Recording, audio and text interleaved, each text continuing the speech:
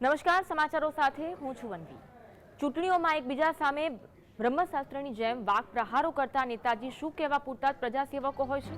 આ સવાલ એટલા માટે થાય કેમ કે નર્મદા જિલ્લામાંથી એક કિસ્સો સામે આવ્યો છે, જેમાં એકબીજાને ખરાબ ચિતરતા નેતાઓએ સાથે મળીને જ સરકારનું કરી નાખ્યું।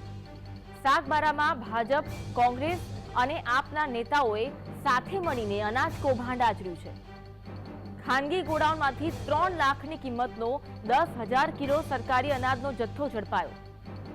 પોલીસ તપાસમાં બહાર આવ્યું છે કે સરકારી અનાજ ભરેલો ટેમ્પો કોંગ્રેસના નેતા આનંદ વસાવાનો હતો અને જે ખાનગી ગોડાઉનમાંથી સરકારી અનાજ પકડાયું તે ગોડાઉન આમ આદમી પાર્ટીના શૈલેન્દ્રસિંહ વસાવાએ ભાડે લીધું હતું।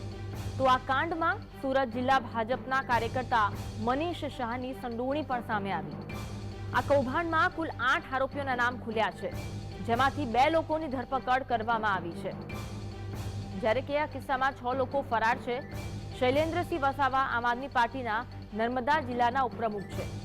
કોંગ્રેસના આનંદ વસાવા જિલ્લા પંચાયતના પૂર્વ સભ્ય છે। દોલતભાઈ પણ કોંગ્રેસના કાર્યકર્તા છે।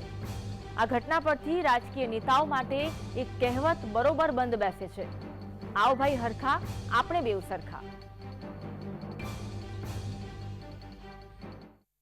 इस घटना के अंदर नर्मदा जिला पुलिस की तरफ से सागबारा पुलिस स्टेशन में भारतीय न्याय संहिता के 316 के 235 61 और इसेंशियल कमोडिटीज एक्ट के 3 और 7 सेक्शन के अंदर गुना दाखिल किया गया है। कुल 8 आरोपी है। 8 आरोपियों में से 2 आरोपियों की धरपकड़ हो चुकी है और बाकी 6 आरोपियों को पकड़ने के लिए अलग अलग 5 टीम अभी के समय में डिवीजन कचहरी, सागबारा पुलिस स्टेशन, एलसीबी और एसओजी की तरफ